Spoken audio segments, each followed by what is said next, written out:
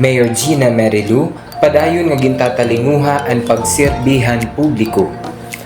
Padayon ang pagtalinguha ug panalimbasog ni Mayor Gina Merilu nga makaghatag hinlapos pahasakto nga serbisyo nga dahan mulupyuhan bungto.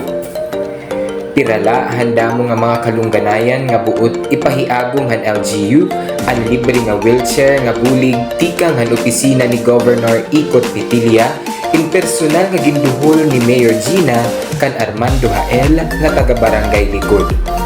Natagan gihapon han 2,000 ka pisos nga burial assistance ang pira nga mga bungtuhanon pinaagihan AX han MSWD.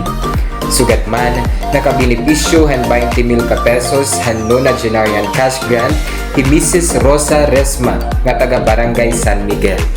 Para han mga manginginahanglan hinbulig, ang opisina ni Mayor Gina in abri ngan andam nga kamu maasisteran.